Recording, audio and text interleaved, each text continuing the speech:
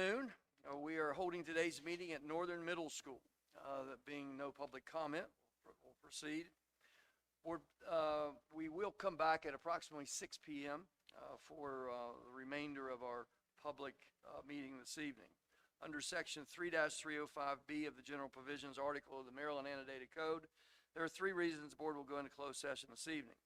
To discuss the appointment, employment, assignment, promotion, discipline, demotion, compensation, removal, resignation, or performance evaluation of appointees, employees, or officials over whom this public body has jurisdiction. Any other personnel matter that affects one or more specific individuals. To conduct collective bargaining negotiations or consider matters that relate to negotiations. To consult with counsel to obtain legal advice on legal matters. Specifically, the topics tonight will be 3-305B1 topics including certificated staff recommendation, personnel updates, student member of the board interviews. 3-305B9 topics include tentative agreements with all 4 bargaining groups and career ladder model. 3-305B7 topic includes Garrett County Employees Health Care Plan Agreement. The reason these topics be discussed in closed session instead of open session is as follows. The personnel topics pursuant to 3-305B1 disclosed above will be considered in closed session rather than open session because they include a discussion of specific employees, which is a confidential employment matter. The negotiation topics pursuant to 3-305B9 disclosed above will be considered in closed session rather than open session because of the confidential nature of the collective bargaining process. The legal topic pursuant to 3-305B7 is disclosed above will be considered in closed session rather than open session because the board will be receiving specific legal advice from counsel, which is protected by attorney-client privilege. Hearing that, are there any objections that the board will into executive session? Hearing none, there's a motion to do so. So moved. So moved by Jason. Second. Seconded by Josh. All those in favor of going into executive session, signify by saying aye. Aye. Opposed, nay. And we are in executive session.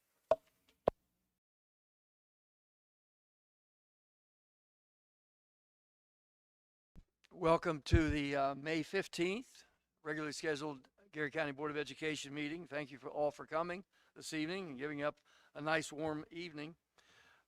First order of business is a moment of silence. I'll ask you to stand, followed by the Pledge of Allegiance led by our student board member.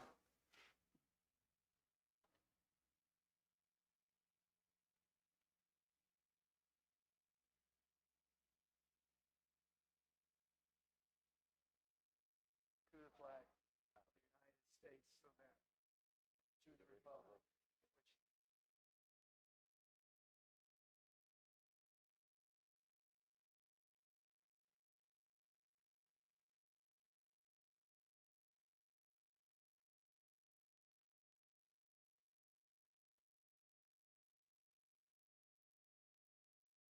Our first order of business will be to adopt the agenda. There is an amendment to the agenda as proposed.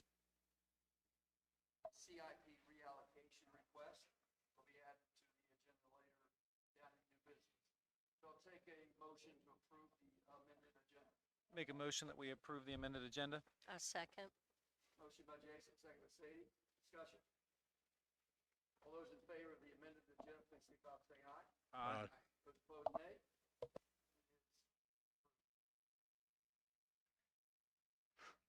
The approval of the consent agenda. Chad, I think I'm losing my mic. I'm not sure. The approval of the consent agenda, motion as such. Make a motion we accept the consent agenda. Motion by Jason. Second. Second by Josh. All those in favor of the consent agenda as proposed, signify by saying aye. Those opposed, nay. And the consent agenda is passed. The closed session summaries, you can be found on the website for those of you that might have an interest in what any of those are. Plus all of our announcements are on the website as well. So we would ask you to look at the board website to be more familiar with those items. I would like to take a moment to make a couple of announcements though. This evening will be Mr. Heimball's last meeting with us. As Mr. Heimball, he and his family are going to be relocating out of state, and we certainly wish he and his family the best. We're going to miss Josh's insights, his humor as well. to our board meeting, but we certainly appreciate the year and a half, Josh, that you've given. We wish you nothing but the best.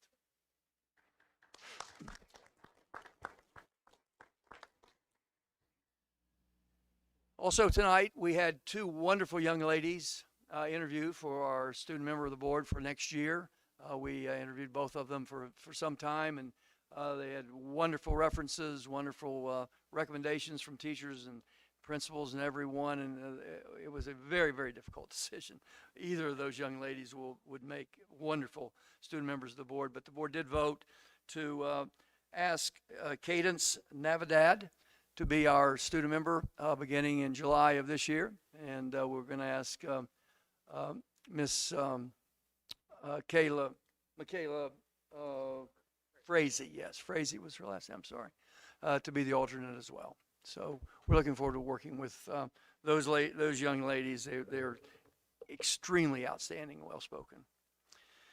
The first order of business, I'm going to do the first thing I think we're going to do is the Teacher Appreciation Week proclamation, which is May the 6th to the 10th, and ask Mr. Heimball to make that proclamation. Teacher Appreciation Week, May 6th through 10th, 2024. Whereas teachers mold future citizens through guidance and education, and whereas teachers encounter students of widely differing backgrounds, and whereas our country's future depends upon providing quality education to all students, and whereas teachers spend countless hours preparing lessons, evaluating progress, counseling and coaching students, and performing community service, and whereas our community recognizes and supports its teachers in educating the children of this community. Now, therefore, be it resolved that the Superintendent of Schools and the Garrett County Board of Education proclaims May 6th through 10th, 2024 to be Teacher Appreciation Week. And be it further resolved that the Garrett County Board of Education strongly encourage all members of our community to join with it in personally expressing appreciation to our teachers for their dedication and devotion to their work. So, thank you. I think we have several teachers here tonight. So, thank you from the board. Thank you from your superintendent. Thank you for doing your job. We know it's not an easy job. We see the behind the scenes things of it, and you guys deserve to be commended all the time, not just 1 week.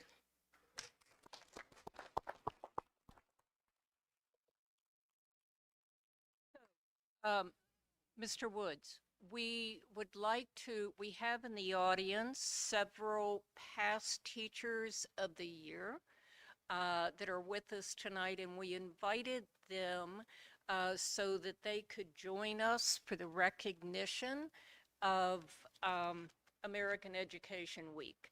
So I'm not sure that I have all of the names, but is Allie here? Allie, if you would come up, please. Allie Schultz.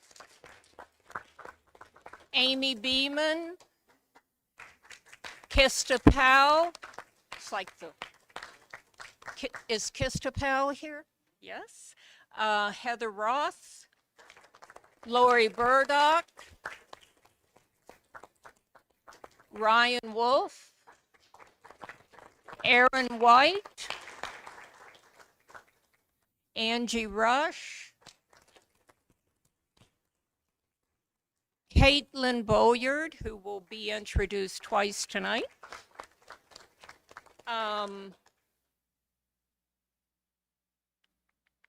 Lisa Carr. Is Lisa here? Oh, that's Minnie Grant. Sorry, Lisa, you should be here. Are there any other teachers of the year that are with us tonight in the audience? Nope. So this is it? Thank you very much, each of you.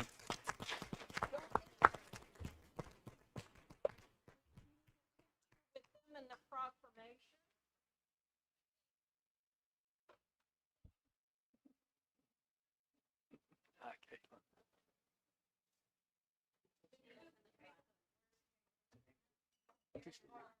Oh, you mean teacher?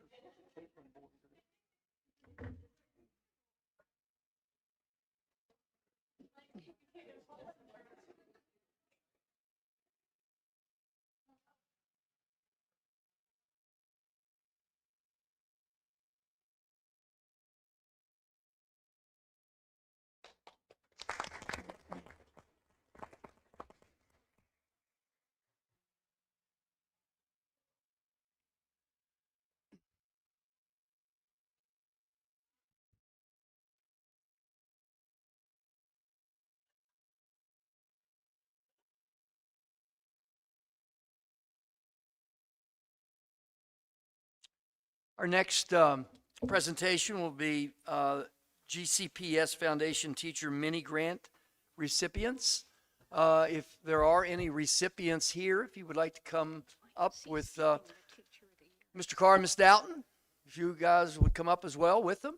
And I'd like for you to introduce yourself and tell everybody what you're going to do with your $250 that you're getting from the foundation.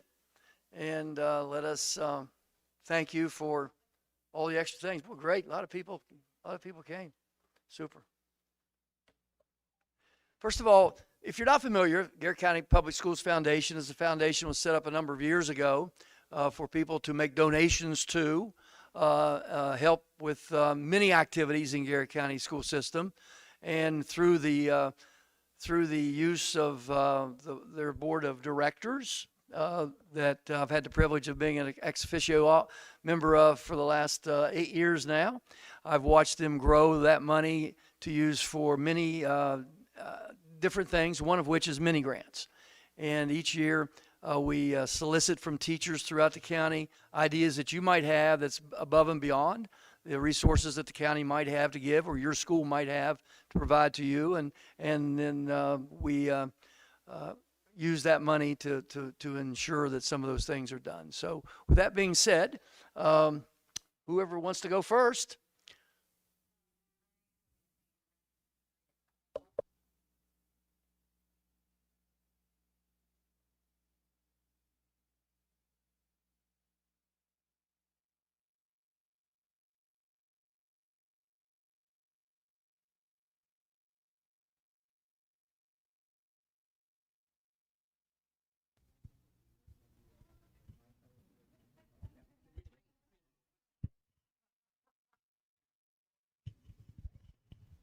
Get a mic. I have a big mouth. I don't need it. So I use the grant money to purchase a sewing machine and things to make quilts.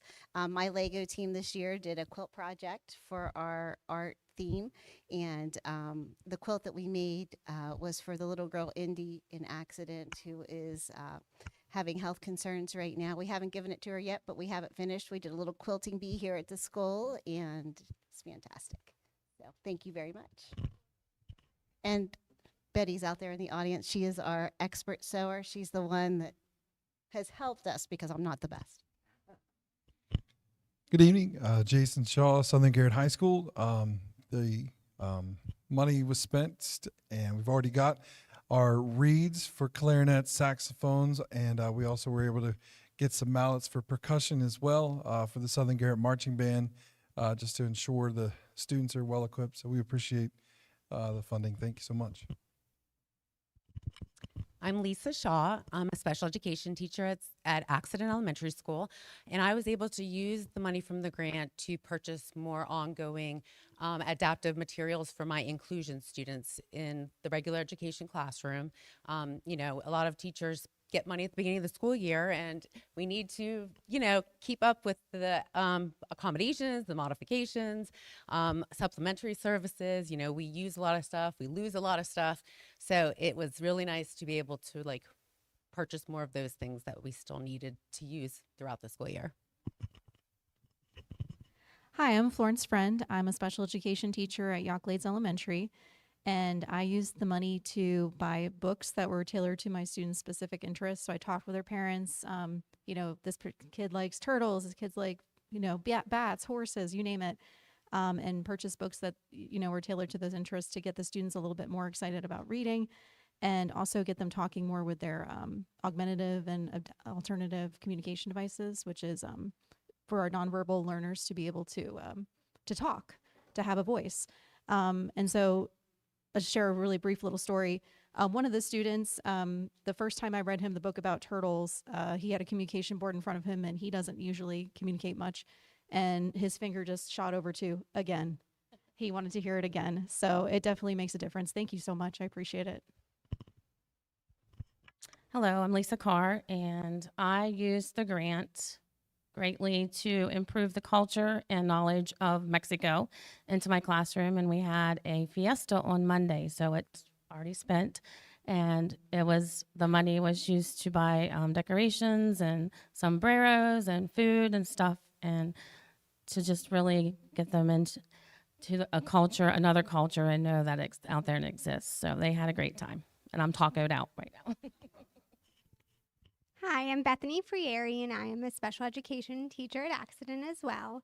And I use the mini grant money to purchase sensory items for our classroom, hands-on manipulatives for my students, and more resources to make adaptive materials because I teach the students with more complex learning needs. So it was very helpful, and we definitely all appreciate it. Thank you.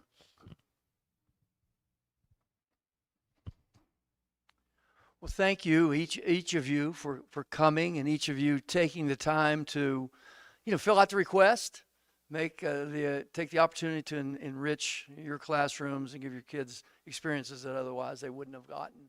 And we're very glad that the foundation was able to help. I do want to say, I want to also point out that Mr. Carr and Ms. Downton, along with obviously the other members, also oversee a thing that Superintendent will talk about it a little bit later tonight in her comments, the Lunch Angel program, because the Lunch Angel program has really taken off to help those in need in Garrett County with their lunch bills, and we appreciate all the work Tommy and Cindy do to ensure that money is well taken care of. We appreciate it. So thank you each for coming. Want to get a picture of everyone? Sure.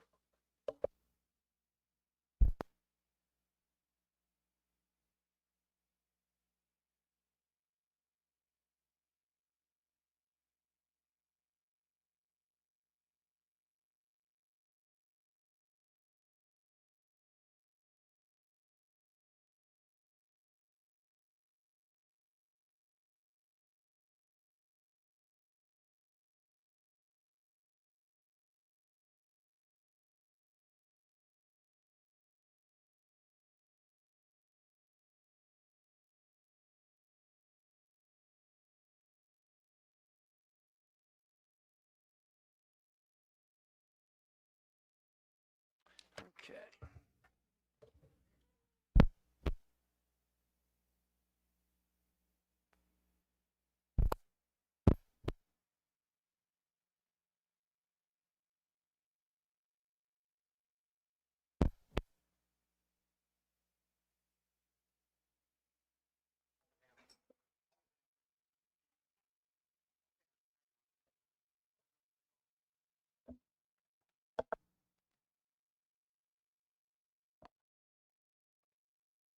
Our last presentation is the Teacher of the Year presentation.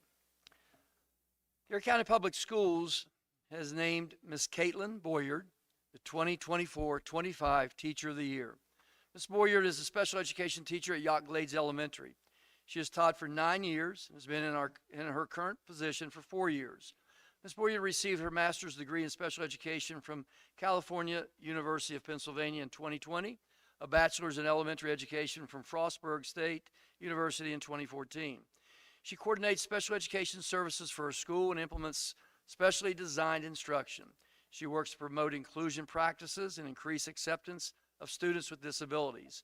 Ms. Boyard facilitates professional development, focusing on inclusion practices and providing specially designed instruction at the school and county levels.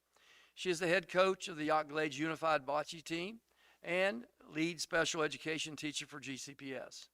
Dr. Chelsea Mangus, Director of Special Education, commends Ms. Boyard by stating, Ms. Boyard is an exceptional teacher who consistently exceeds expectations to provide her students with the support they need to succeed. Her dedication to advocating for students with disabilities is unparalleled, and she tirelessly ensures that they have access to resources that they need to thrive. Dr. Brenda McCartney added, Ms. Boyard is a shining example of the dedication and passion our teachers bring to the classrooms daily. Her commitment to her students and her profession is truly inspiring, and we are honored to have her represent GCPS as our Teacher of the Year. Ms. Boyard will go on to compete in the Maryland State Teacher of the Year, which will be announced in October. So it's with great pleasure that I announce that our Teacher of the Year for the upcoming year.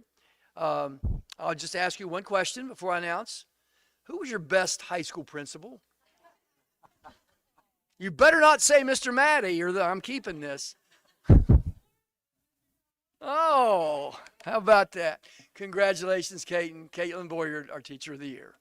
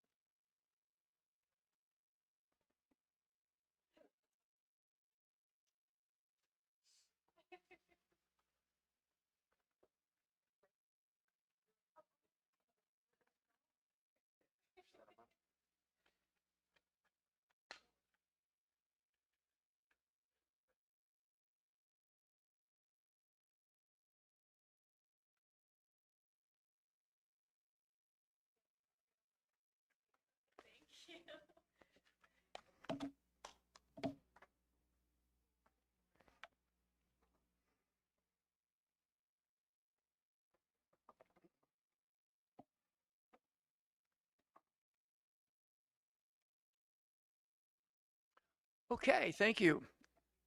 Our first order of new business, Mr. Wazlowski will make two presentations. One, the Stadium Fieldhouse site work is an action item, and the CIP relocation. Mr. Wazlowski, you want to give us an overview, and I'll ask Superintendent for a recommendation. Good evening. The first order of business is I'm here tonight to ask approval. We did an RFP for the building site for the field house at Southern Stadium. We received 3 bids. And I'm asking the board tonight to award Whitesville Excavating and Paving, LLC, in the amount of $219,206.40 approval to complete that site work for the field house. Superintendent Picard, do you have a recommendation? My recommendation is to approve Beitzel Excavating and Paving to complete the site work for the Southern Garrett High School field house. Superintendent has made a recommendation that we use Beitzel Excavating to do the stadium field house site work at Southern High School. Is there a motion as such? So moved. So moved by Rodney. Second. Second by Josh. Discussion. I was there when you talked to those folks. There were several people that did show up. I think there was half a dozen, 6 or 8 different companies were interested in doing that, which was certainly good that we had that many people interested in, Absolutely. in doing that bid. Okay, there is a motion on the floor and a second. Those in favor of giving the site work bid to Beitzel Excavation, signify by saying aye. Aye. Those opposed, nay. And it is unanimous. The second order of new business is CIP relocation. Mr. Wazlowski? Reallocation, I'm sorry, not relocation, reallocation.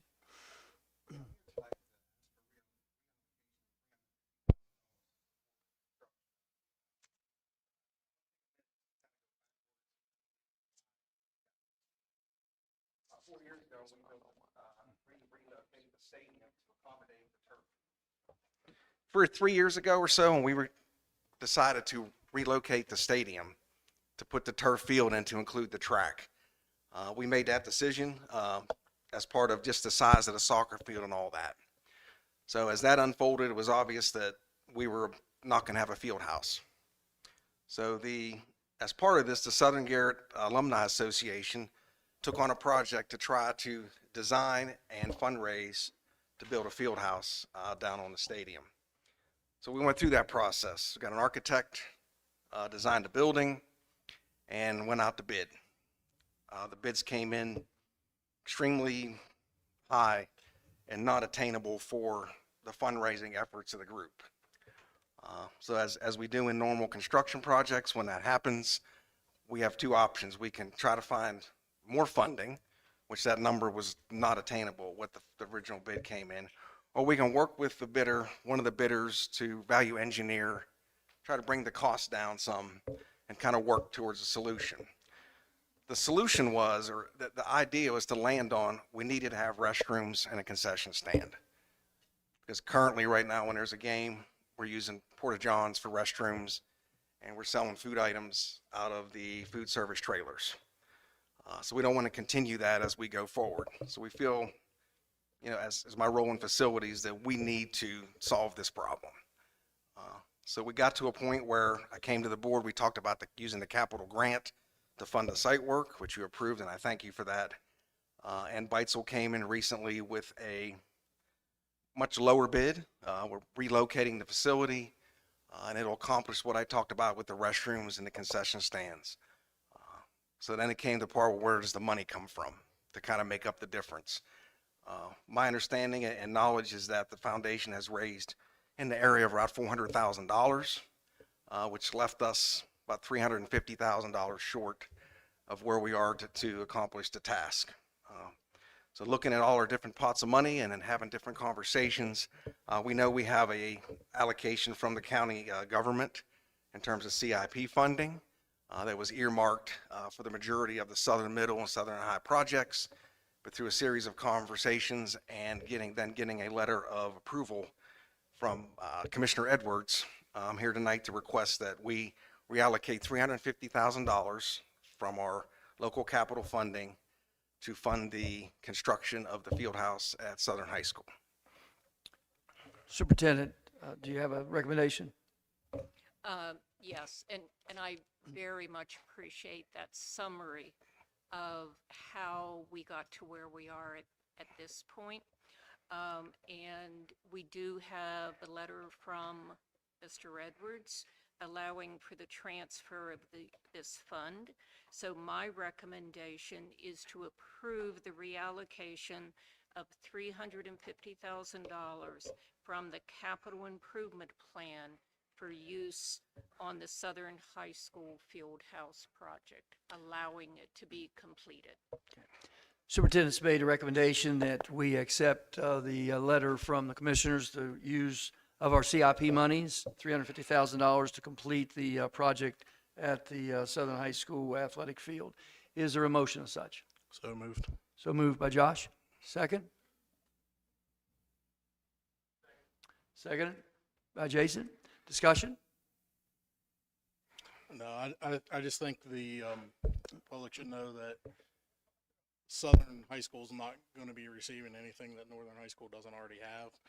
The facility is also used by multiple entities, not just the football team, being that the football team disbanded last year because of participation. So it's used by soccer, it's used by band, it's used by youth sports. It's a multi-use facility. It's just because it's a football field doesn't mean it's used exclusively for football. So I think it's a good use of funding that we have already allocated. Anything else? Other comments?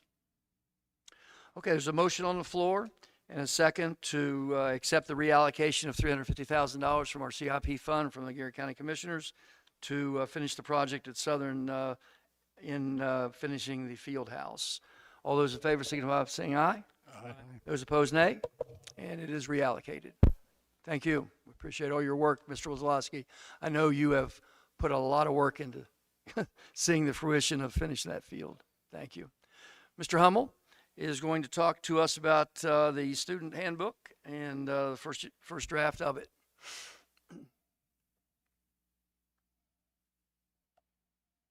Good evening. As Mr. Wood said, I'm coming tonight for the first review of the student handbook for next school year. This is the first year since I've been in the position that MSDE and the laws haven't really forced us to make many changes to it, so there's very minor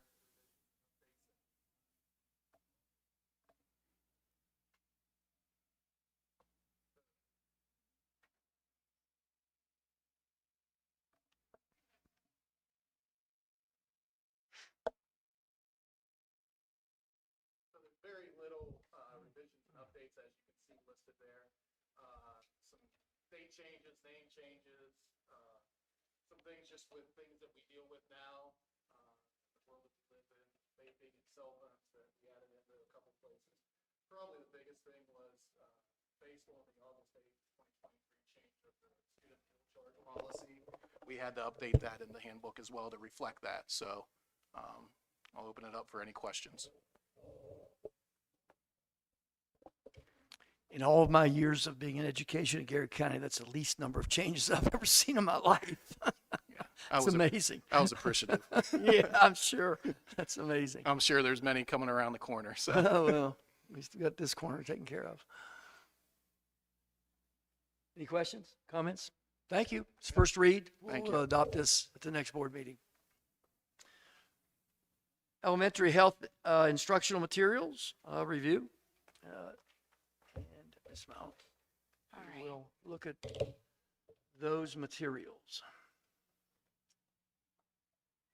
So good evening. Tonight, I'm coming to you with the proposed health instructional materials for all the elementary schools, and this will be for K through 5.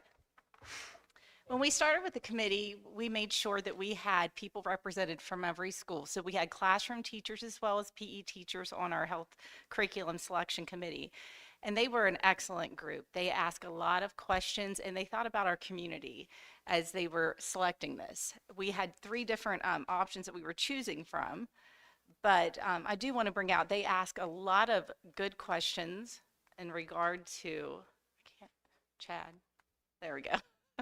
In regard to the vendors and how they were representing some of the material that they knew that our community would have concerns with. And like I said, thought it was really good how detailed that they were with the curriculum. We had even some parents as part of even our teacher curriculum that was very conservative in what they wanted to see, that it met the needs, but yet it was age appropriate. So when we look at the 3 textbook options, we looked at Health Smart, The Great Body Shop, and Quaver. And they chose Health Smart overall with the different materials that were included in it. And so you can see that one of the main reasons they selected it was student-centered, interactive, and very engaging for the students. It had a lot of flexibility too to allow the autonomy for local decisions, but still align with the state and local policies. And I'm not going to read this word by word, but the Health Smart resources included a lot of print resources that the teachers like, so they could have it in hand, but they also had digital resources that aligned with our Schoology, so it was available for our students to use in Schoology. The materials could cross over to that as needed. So there are some sensitive health considerations, like I was speaking of earlier, that they really did look at the digital format and how the teachers could assign the work to the students to make sure that students couldn't just go into different things without the teachers allowing them to, or printing out those different things. Just like we've always had the 4th and 5th grade have the puberty lessons, but one of the things that we really focused on was the opt-out. And when we even met with, after that committee, we had our advisory committee led by Dr. Miller. But during that committee, they brought up a lot of good points that we took and we applied to that. So in that committee, they had different teachers in that, as well as students, some parents who had questions, and even Mr. Glotfeldy was there. And it was good to have him there because he's a former health officer of Garrett County, and he was able to share some things too that he thought would be appropriate for the opt-out. And I even have those forms if you want to see them for each grade level. But we took all of that into consideration because we wanted to make sure the parents were aware. And one thing, we understand that they may have concerns. And I want to point out, it's not as much if they look at this curriculum that we're going to have available as it is the Maryland State Standards, some of the new stuff that's coming down that they may have concerns with. But we wanted to make sure that they still had that option on those things that were sensitive, that they could have the option to opt out. And one of the things the committee also said, which we thought was an excellent idea, was that 2 to 3 weeks before the teacher is going to teach that they will send home that information so the parents have that option, that they have that chance and they know, and they will have an alternative activity for the students who are not able to do that, so they don't feel left out or behind. So we want to make sure that parents had a lot of different ways that they can view this material. So we're going to have it at both libraries, plus we're going to have it at Central Office South and Central Office North. So they can come in and they can see the hard books, but we also have an online version and ways to get online that parents can do that as well. We just want to make sure it was out there for all to see. Any questions? I recall a couple of years ago, we had some concerns about the opt-out option, and how it was given to each of the students and to the parents. Have you thought about other ways of ensuring that parents get that option aside from Johnny bringing it home in his Yes. book bag? So we agree with everything you said, and that was actually brought up at our health advisory committee to ensure that. And that was actually some of the parents was saying, you know, how can we ensure that? So one good thing, we have massive communication, but we said we would start and let parents know about this at back to school night, where we have a lot of good turnout to tell them this would be coming. And then we still have where we can send out stuff electronically from the principals that they can let the parents know too. And you can even do that down to grade level, which that will be what this is. So those were some of the things that we were going to do to ensure that they knew. And we will not, what our thought was too, a student just, if their parents don't sign it, they're not going to be part of that lesson. We are not going to make it so, because we could see kids being smooth both ways. Like, I don't want to participate, and some saying, I do, when they don't think their parents would let them. So we thought that that would be the best way.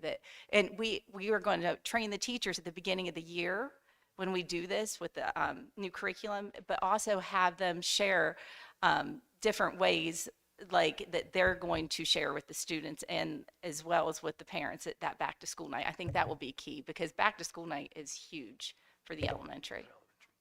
So. Great. Mr. Woods, I would just add that the opt-out form requires a parent signature either way. So I'll share it with you so you can yes, see. so when they can sign saying they understand the information and they're okay with us proceeding with the family life and human sexuality components of the curriculum, or they can sign and opt out. But they have to sign either way. And if the student does not return the form, the teacher is asked to reach out to that family. Great. That's wonderful. I mean, it really is. This is the most controversial thing that we do Yes. as a school system, as all school systems, Right. not just ours. But that's great. Yeah. And I would also just clarify too that the opt-out is only for family life and human sexuality. We do not have an opt-out for the entire health curriculum. There's a number of things in the health curriculum that are essential. Our children need to be aware of it. And we are a public school that has to teach the health standards of Maryland State Board of Education. So, however, the law is very clear. COMAR states that we can have a local opt-out procedure for family life and human sexuality, and that's what Ms. Ashby has presented tonight. So we're very happy with that local procedure and want to make sure that the public is aware of it for those standards. Great. Yeah. Any other questions? Other questions? Great. Sounds wonderful. Thank you. Thank you, Donna. Okay, next is the Grade 7 World History Textbook Review. Ms. Most?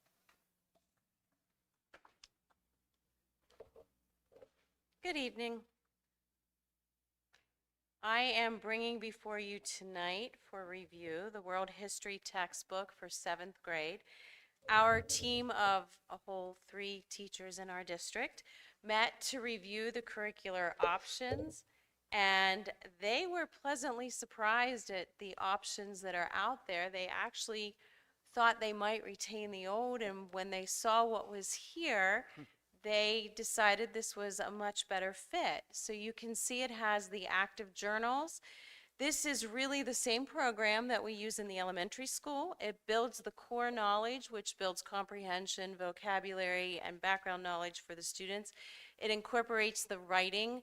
Discipline literacy can be found all through it, as well as different charts and very friendly use for the students. It's engaging. When you look at equitable instruction, we're looking at meeting the needs of all students. So there's differentiation within this particular resource, and it allows for special ed considerations as well as advanced options, which is nice for the teacher. They don't have to develop it. It's here and part of the program for them. It has the enrichment with the critical thinking skills and some different interactive tools like the maps, timelines, and graphs. And then, of course, the assessment component is also included, and it allows different options as well as the 21st century skills, which is what really prepares them for the world today in which they will be entering to work eventually. Then, of course, we have the teacher supports. I think this is probably one of my favorite aspects is the virtual field trips.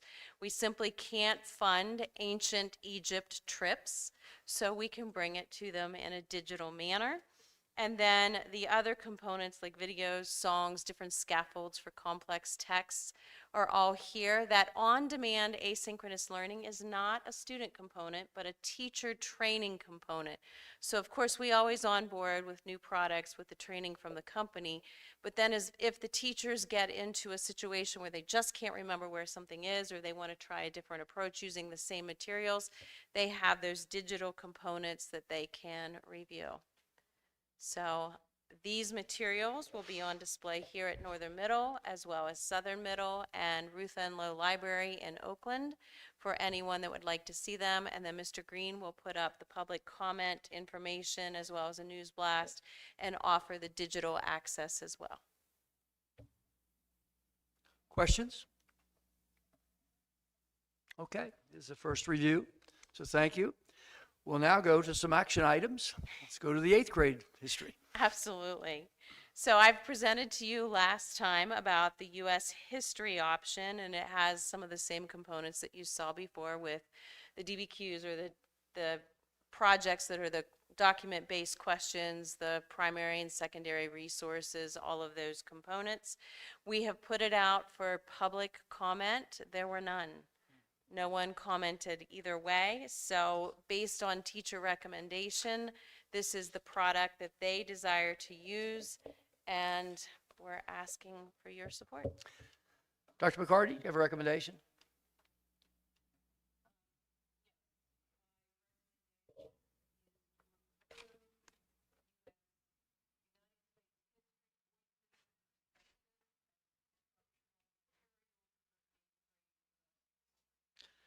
Okay, the superintendent's has made a recommendation and we accept the 8th grade U.S. history instructional materials as been presented the last 2 months. Is there a motion?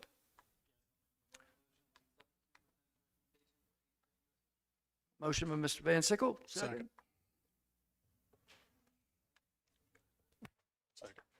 Second by Mr. Heimball. Discussion.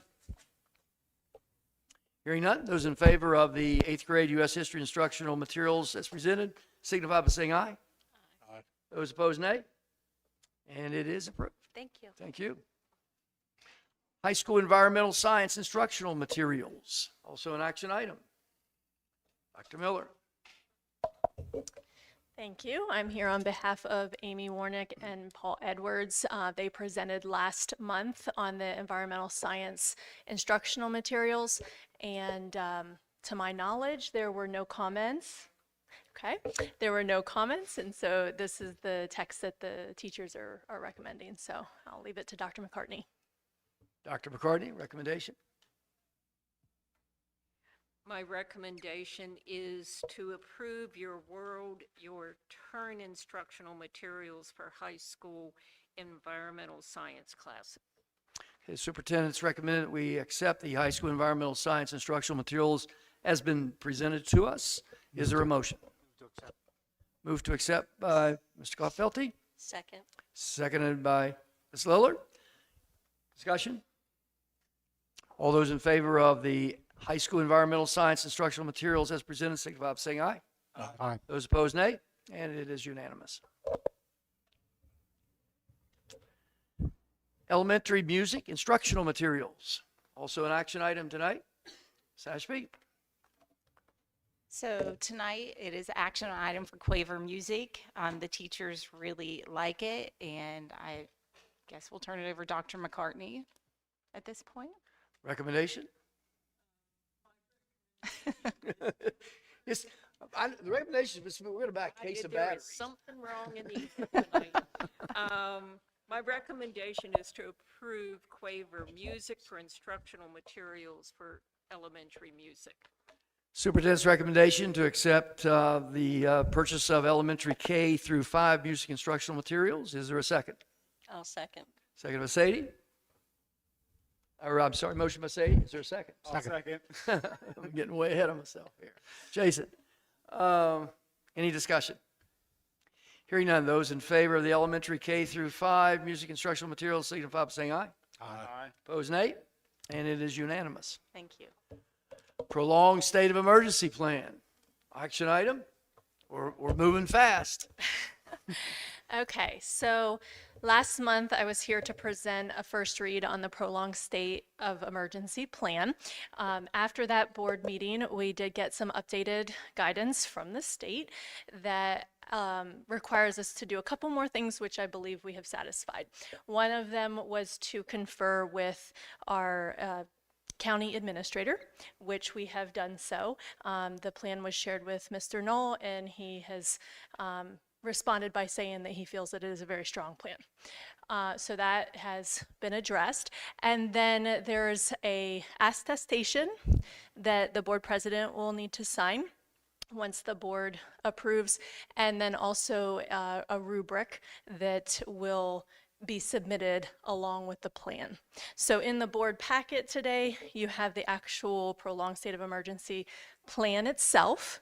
You also have the attestation that is on the screen. All of the bullets that are in these components are built right into our plan, and that was done intentionally to ensure that we addressed all of the requirements. And so I think based on that work, we're ready for Dr. McCartney's recommendation. Dr. McCartney, you have a recommendation? Yes. My recommendation is to approve the prolonged state of emergency plan, affirming that all components have been reviewed and are included in the plan, and that the plan will be posted on the Garrett County Public School website and will be updated every 2 years. Okay, with that being said, the superintendent is advocating that we accept the prolonged state of emergency plan. Is there a motion as such? Move to accept.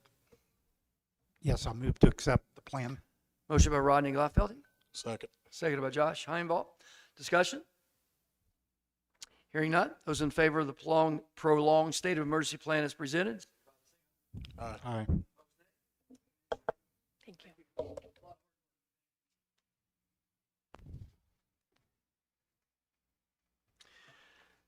Superintendent's proposed.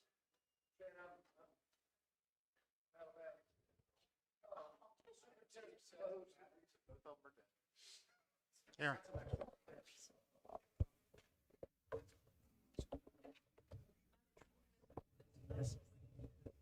Going to move as well. Superintendent's proposed FY 24-25 operating budget is a draft. We will formally adopt a budget at the June meeting, but we are still in the draft status as we're waiting on some things from downstate.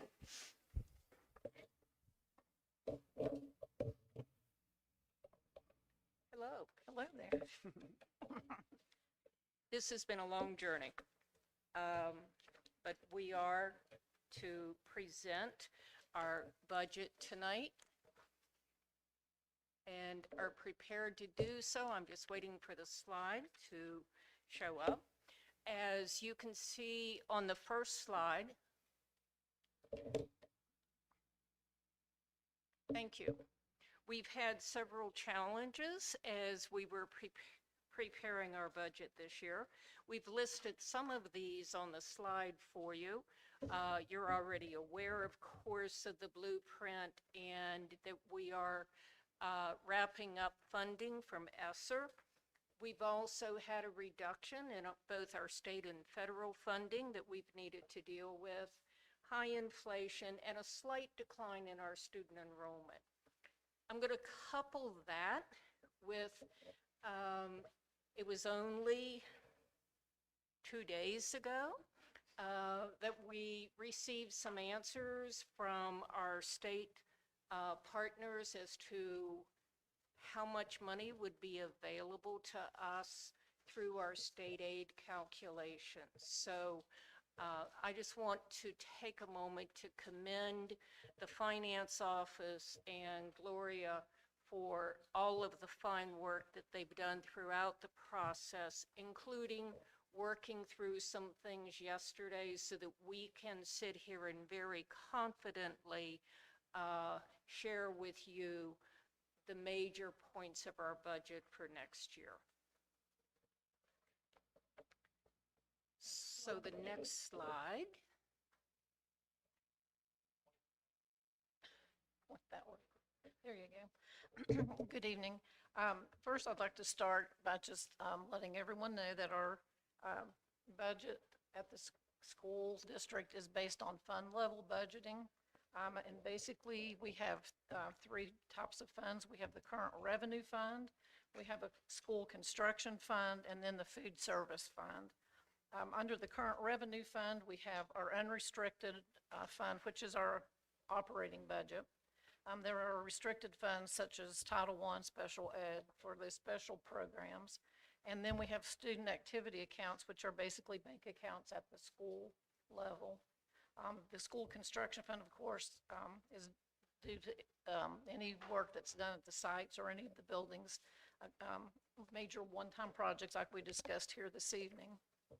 And then, of course, the food service fund accounts for our food and nutrition services, and that's generated by federal funding and then by the sales of meals to the students. Go to the next one. Guess we get to do this. Oh, I'm sorry. I Are you could the do driver? that part. I'll drive. On this slide, I can show you how we got from fiscal '24. Our unrestricted approved revenue in '24 was $54.6 million. We have adjustments of about $1.4 million, which gets us to our fiscal '25 of almost $56 million. If you look at the boxes in the middle, you'll see that our state aid was reduced by $1.1 million this year. Our local share went up $1.5 million, and then our fund balance rose because of the healthcare issue that you're aware of, as well as Blue Rewards rebates that we receive from Care First. Those rebates come to us, and then we use those for special things for employees across the system, like we provide breakfasts and different incentives for folks. Having looked at this, it appears, at least from an unrestricted basis, that we increased $1.4 million. What you don't see is the federal restricted funds, and those actually went down $1.5 million. So if you compare the years, we're actually down $122,000 for fiscal '25 than what we had in fiscal '24 in overall funding. On this slide, you can see the preliminary unrestricted revenue at the bottom. It gives you the sources. But if you look at the chart, you can see that the Maryland state aid is about 42.8% of our revenue. The local aid is 54.2% this year. The federal funding is about 0.2%, and then, of course, the board fund is about 2.8% of our funding.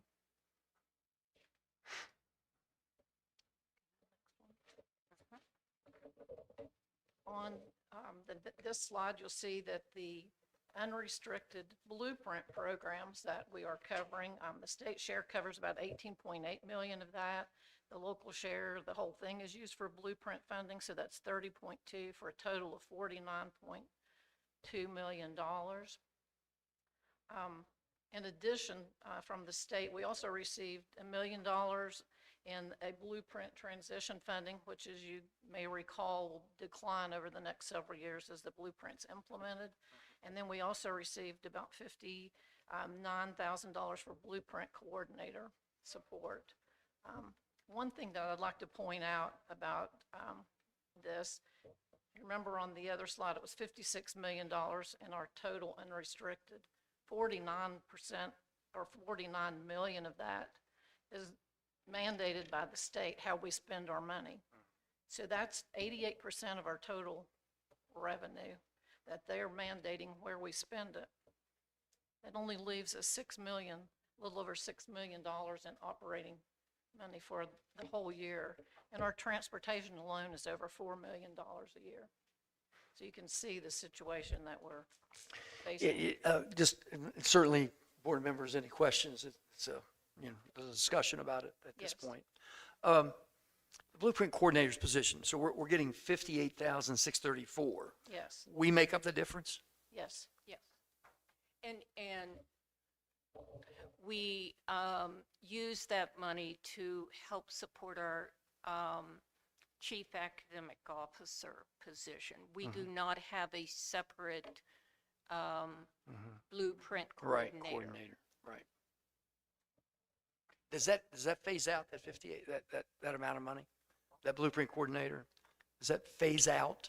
I do not know the answer to that, if it does or not. Last year was the first year that we received any money for the Right. blueprint coordinator. This year, it was in legislation to continue it with some support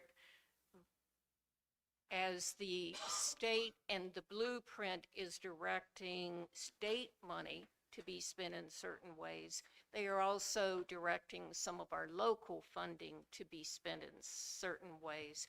So in the amount of money that the county is giving us, there is some earmarked for blueprint coordinator. Yes. Because I thought there was a discussion at one point in time it was going to be phased out. No, I think that legislation was trying to correct that, and Yes. I think it's 150,000 that was in the legislation, and it was supposed to be a county state match. So if it's 150, we should be getting more than 50,000, I think, at some point. Maybe later, but not this Yeah, year. right. Yes. It might have been next year. Oh. It could be. Yes. But my understanding at this time, Mr. Woods, is that that money will continue to be offered to us. Go ahead. On this slide, you see it's an additional blueprint program, but it's restricted for the concentration of poverty. And as you'll see for fiscal '25, we now have 5 schools that are identified as community schools, and we have received $1.4 million for that. All of the schools, of course, get a personnel grant, but this year York Glades will also get their first per pupil grant in addition to that. So they have a total of $330,000, and each of the other 4 schools have $274,000 each. And I just want to be clear that we all understand that this is a part of the overall state money. Yes. And they're directing us to spend it in particular ways. The personnel grant may only be spent on personnel. So what each of the schools will have an opportunity to do is to employ a facilitator for the concentration of poverty school, along with a full-time nurse at the school. So we already have nurses in place, so we'll be using some of our nurses, moving them to that program because the school doesn't need 2 nurses. So just want to make that clear. These schools, the new schools, will do a needs assessment this year. And once they do their needs assessment, they'll also begin their implementation plan, and that's where the per pupil grant money comes in eventually. So Yacht Glades will be able next year to really begin implementing some of the components of their plan related to their needs assessment. Once you've paid your personnel, we can use some of the leftover personnel money, if there is any, to help fund programs that come up through your needs assessment. But it must all be related to being a community of poverty school. So we'll need to advertise and hire 4 more coordinators for those Yes. 4 schools? 3, 4. 4. Yes, because we have one at Yacht Glades already. So we will begin advertising these within the week. So could have been worse. I mean, it's good that we're getting the money, but they had conditions that the facility or the coordinator at each school would also have to be in charge of finding housing for families that needed housing. And that went And away. that went away in legislation this year and it switched to the local housing authority. So you can imagine that would have been a full-time job. And so, luckily we got legislation that would take that out. It's up to each individual district as to how they want to assign duties to that coordinator's position, or is that in depth in the blueprint as to what they must do, can't do, will do? I think there's a little room in it, but basically the first year that you have been identified as a community of poverty school, the facilitator is in charge of developing the needs assessment, gathering the information through the needs assessment, and beginning to plan how you will implement based on that needs assessment. So the first year, there's a lot of work to be done to figure out how to get all of that information together. You could not use the facilitator to teach half a day. That's not allowed. It has to be related to the work of, as outlined for a community of poverty school. So you don't have a lot of leeway. I'll ask the same question again. Maybe you know it, Rodney, through May. Is that money going to phase out? Are we going to continue to get $273,805 per year to help pay for that coordinator for the foreseeable future, or is there a phase out period? Yeah, I think. We don't expect it to phase out. And look at it also like this, Mr. Woods. I understand why you're asking the question as someone who is very fiscally conservative, concerned about how we, our agreements, as everyone knows, when we're hiring people and moving forward. This is a great position for a county of our size to give. It is not an administrative position, but you have a lot of administrative work as you're learning to do the job. So I also look at it as an opportunity to give someone who aspires to doing some different work, some additional responsibilities. They can get a feel for whether or not they really like being out of the classroom doing other work. And they learn a lot about budgeting, and they learn a lot about their community. So I believe that we'll be building, I'll look at it from that point of view, that we'll have staff building skills that will serve our schools well, be they a facilitator in a community of poverty school, or be they in another position teaching or an administrative role in the system. I don't look for the money to go away. A lot of this is based, really goes back to, you may remember this from years ago, to Ruby Payne's work.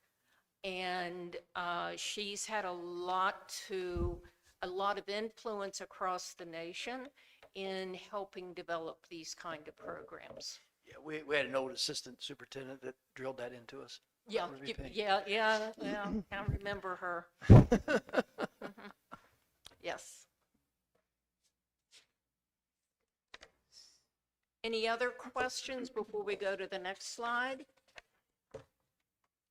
For the board members and anyone in the public who has been listening or tuning in for the last couple months, these budget initiatives are not foreign to you. We have presented them to you before. Within this budget, even though we are looking at pretty much even funding, and in my mind, too many restricted budget buckets for our money, we are moving forward in many, many positive directions.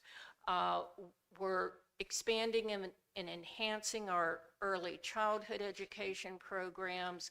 We're looking at post-CCR dual enrollment, AP, CTE opportunities, looking at our math program with some additional materials, adding dance to our high school program, expanding or maybe gaining more ownership of our intervention program as we're leaving the federal dollar dependence on that, using our intervention program not only to support students who struggle, but also supporting students who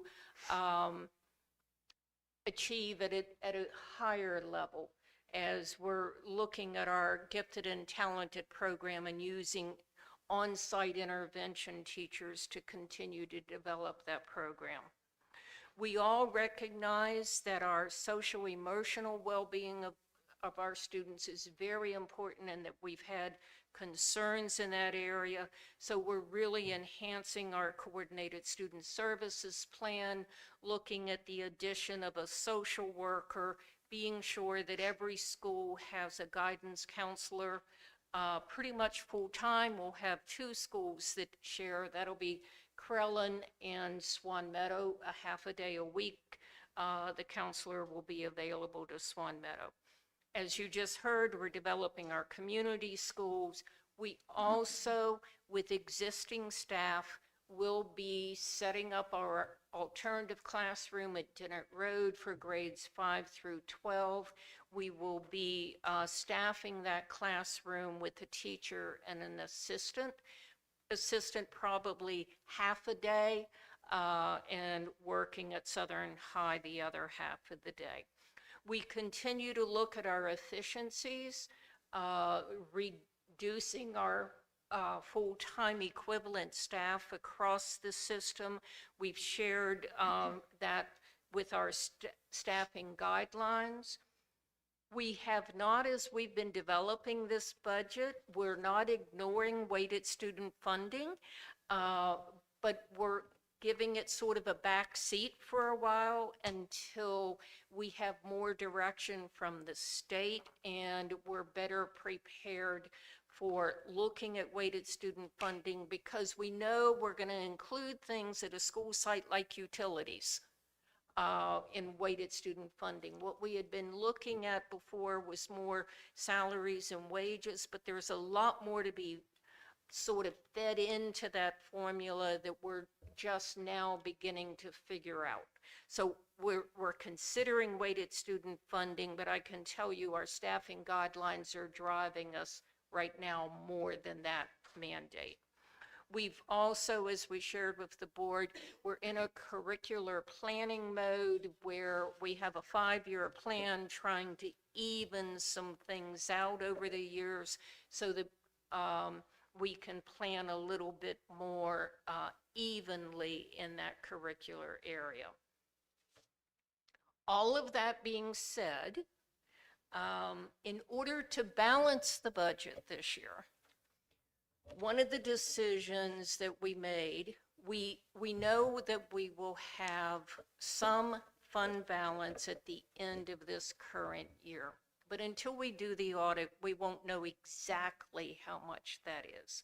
And that we've had to make a lot of changes already because of our ESSER funding, the federal funding going away.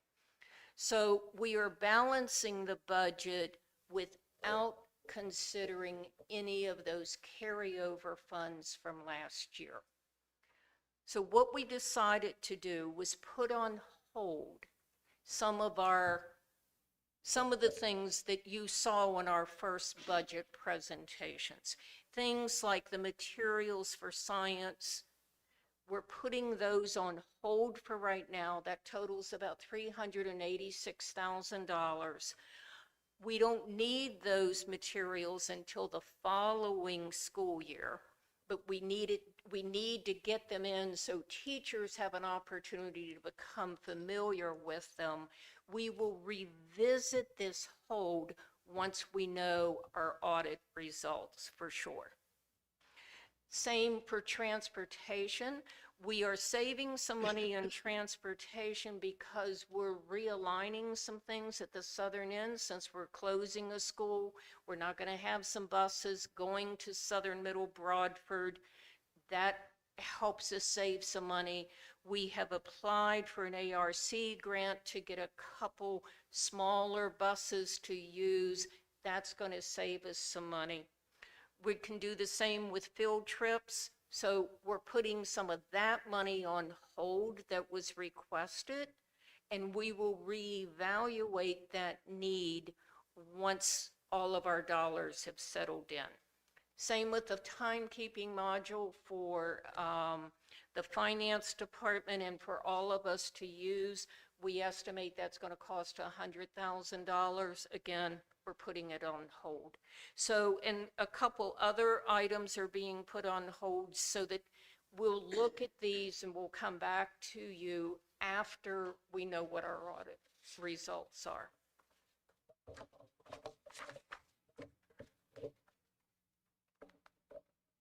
Okay, we'll turn to this slide, and we are looking at our expenditures by category in fiscal 25. You can see they total $56 million. There's an increase, again, 1.4 million. You can see the year-over-year variances there. The biggest variance is in instruction, which is driven mostly by the salaries. And same, special education increased 400,000. Almost half of that was just an increase due to the services that we're providing. We're seeing more children in that.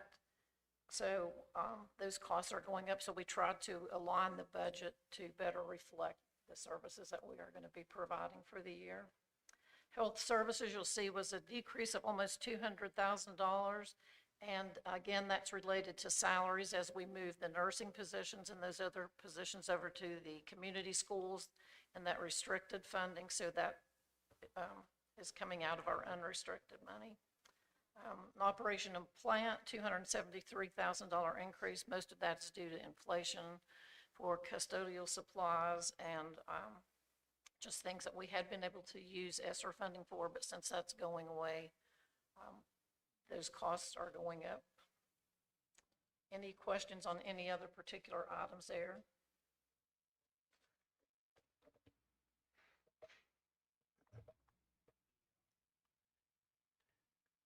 The instruction increase basically is due to the requirements of the blueprint, right, on salaries. Right, a lot of that. Out of the 700,000, just over 500,000 of that is actual salaries increases. And then we've got about another 113,000 in that line item for curriculum, textbooks, and materials. And then we have some about 40,000 for academic intervention. And we have some technology falling in instructional materials there for about 43,000. So, and you bring up a good point, Mr. Glodfeldy. One of the things that is driving some of our increase while we are looking at our staffing and have closed out quite a few positions this year, we are also in line to meet our tentative negotiated agreements that are out there right now, and that includes, as you know, in a couple years, our starting salary for our teachers needs to be at $60,000. This budget gets us another step closer to that, so that is also driving some of the increases in funding.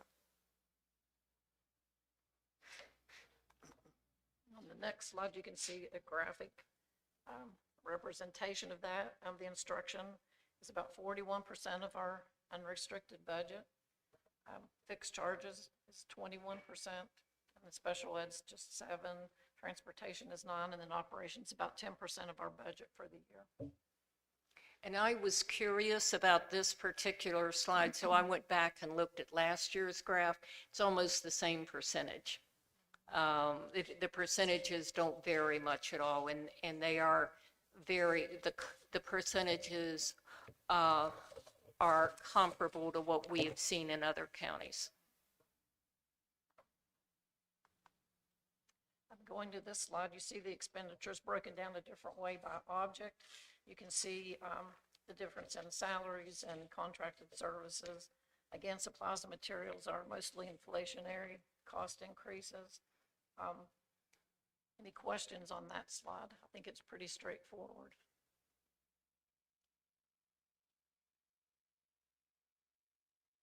Do you recall what the equipment? I knew that was going to come up. Yeah. We bought a good bit of equipment through ESSER funds that are leaving, which gave us an opportunity to have a little relief in our local budget to help us accommodate some other needs. Good, great. That equipment is used like trailers, just small pieces of equipment, nothing major, but maybe the lawn tractor, something like that. If you look at the graph on this, no surprise, our salaries make up 59% of our budget. Fixed charges, like I said on the previous slide, is 21%, so you're looking at 80% of our budget is driven by salaries and benefits and taxes. Also looked at several other counties just to see.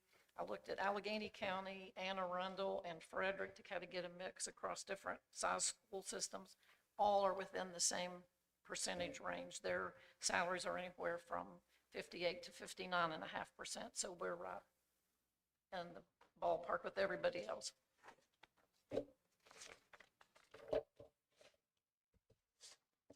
So,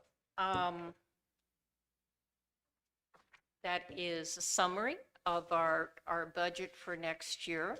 And I know the board is also used to having the budget book, which gives you much more detail line by line. We gave you a draft of that a couple months ago.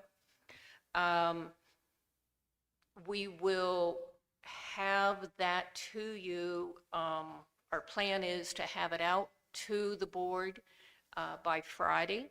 When we put it out to you, we will also let our public know that if anyone wants to look at a more detailed view of the budget, that we would be more than happy to make that available to them. We will have it online for public view, but certainly if anyone from the public has questions, Mrs. Miller and I would,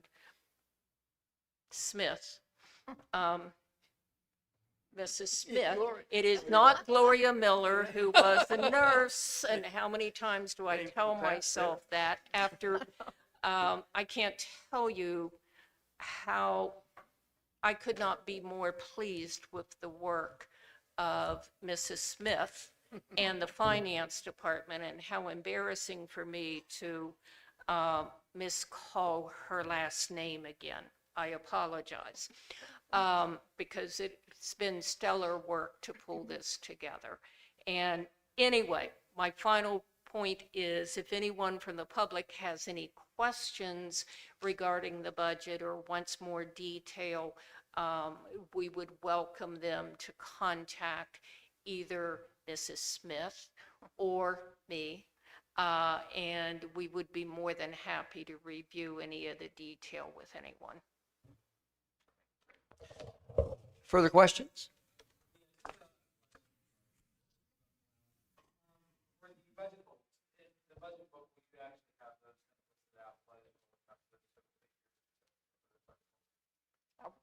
Not in the budget book. I won't roll those up. Those costs will be removed from the budget book.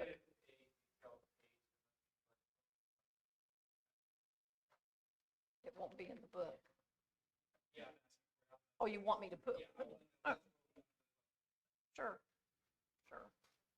I couldn't hear him, so. I couldn't either. I thought he was asking me if they were going to, but he wants them in there. He wants that page on the holds. Oh, the page on the holds in the budget book. Okay. We can do that in the preface and explain it. I couldn't hear him. Okay. So Other we'll questions? do that. Budget. Again, Smith, thank you very much. I know it's been very, I'm sure it's been a unusual transition from your previous job to this job. Definitely been. And the state certainly has not made it easier. So we appreciate both of your work, and I'm sure we'll get everything we need to look at before we vote on it in June.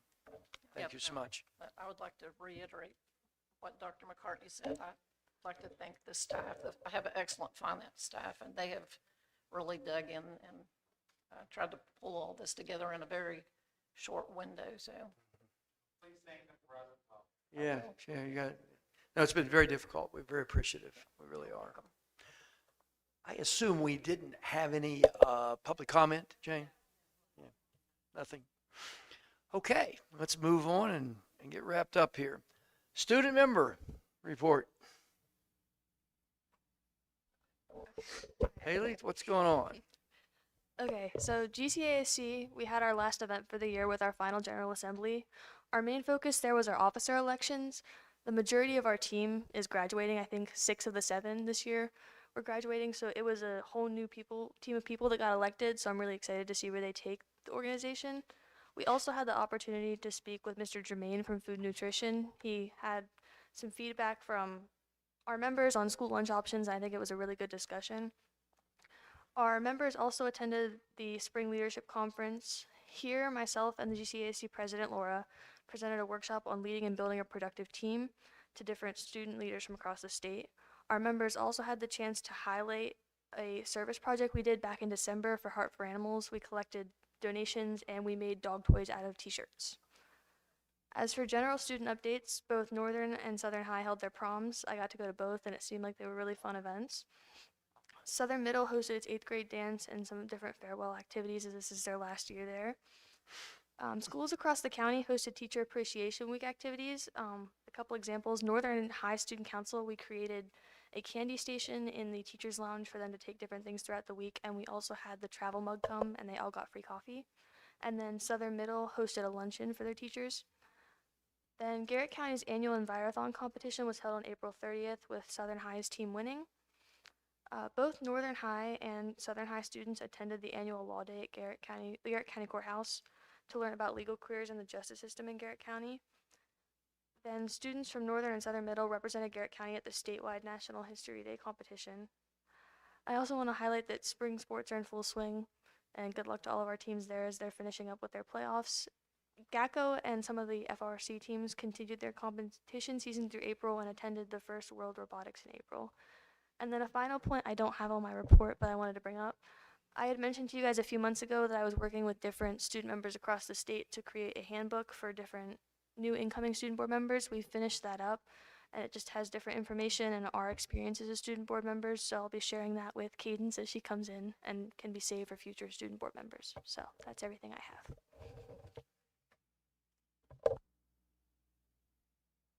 Any comments, questions, Riley? Anything? Anyone? Okay, thank you so much.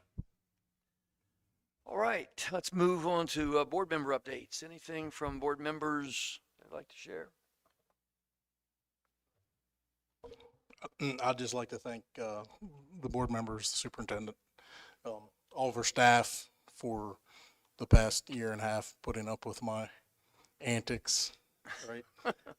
And for anybody out there in the public that thinks this job is easy, it's definitely not easy.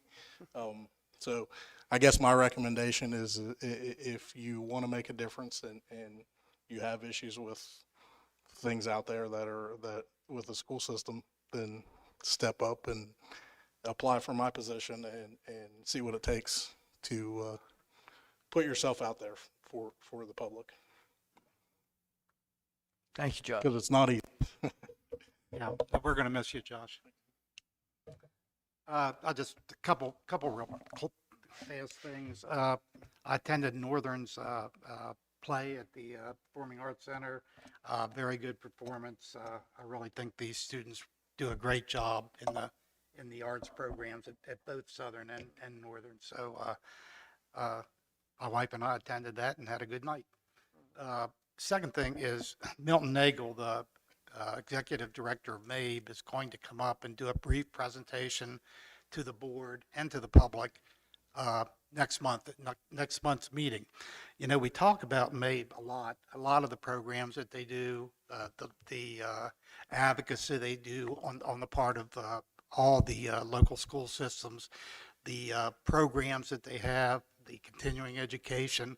And so Mr. Nagel is from the Eastern Shore. He used to work at a school system down on the Eastern Shore, and he was put in the executive director position after Mrs. Glendenning resigned or retired. And so he's a really interesting guy, and I think everybody will enjoy hearing from him. And I appreciate the fact that he's actually making an effort to come up to far western Maryland and Garrett County. So hopefully we'll welcome him, and here he's going to just give us a general overview of the things that MABE does for the various local school systems. Great. Other side?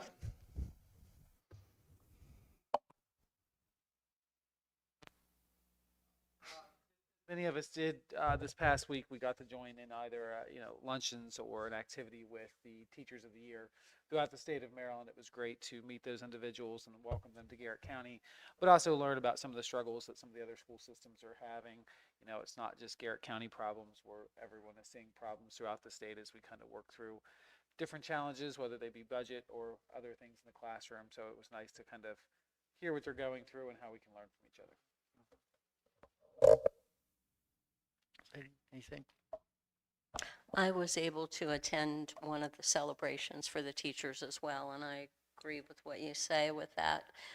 We think that we're so different here in Garrett County, and in some ways we are, but in other ways we're very similar to some of the other counties. So it was great to meet the other teachers.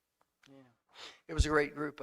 Dr. McCartney and Dr. Miller and I went to the kickoff dinner at Dutch's, and it's always kind of fun to watch that group come. They certainly have a lot of spirit, more so than those of us that are old.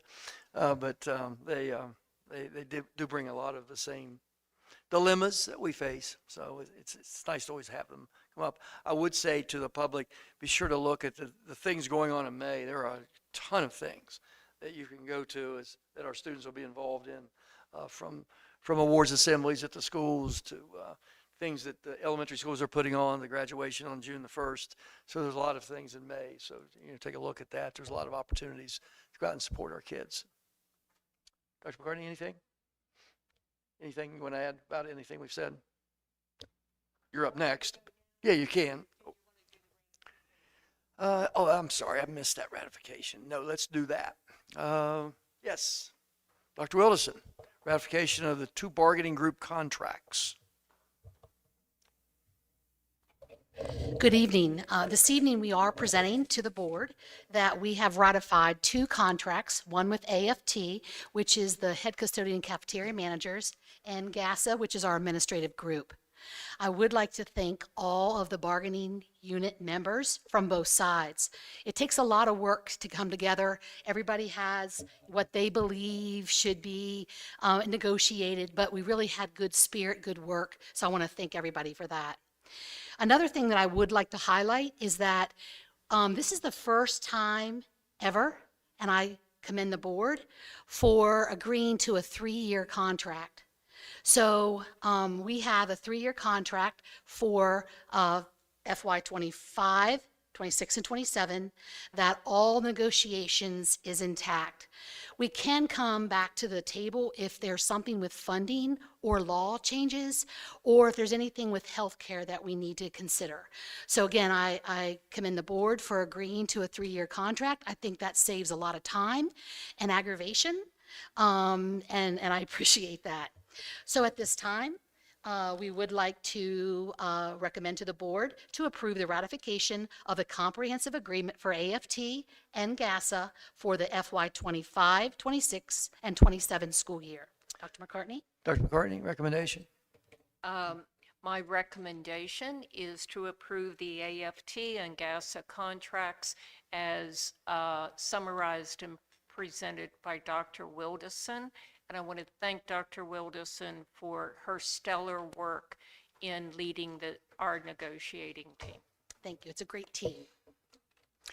Okay, the superintendent is recommending that we adopt the 3-year contract with the AFT and GASA. I need a motion as such. So moved. So moved by Jason, Second. second by Josh. Discussion? No, you're right. No, I'm sorry. Legally, no discussion. There is a motion on the floor to adopt the contract for the AFT and GASA groups as presented to us. Those in favor signify by saying aye. Aye. Opposed, nay. And the contracts are adopted. And thank you, Dr. Wilderson, and everybody that worked with you. I know it's not only a 3-year contract, but as we go through many, many aspects of that contract from the blueprint, it had to be a lot of work. So thank you very, very much. Thank you. Okay, may I do an update? You are on. I am on.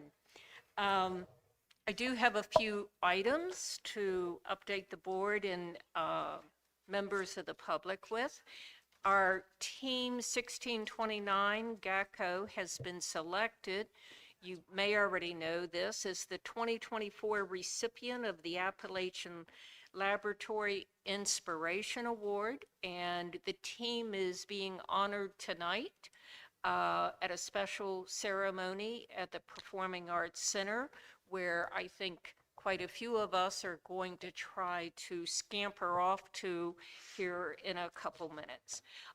In addition to being honored, the team will be honoring or recognizing Don and Liz Morin as they are making the largest monetary donation to GACO that has ever been received. So I know Don and Liz will be in attendance tonight. I'd also like to thank members of the public and different organizations, especially the Garrett Cooperative Ministry, for their generous donations to our Lunch Angel program.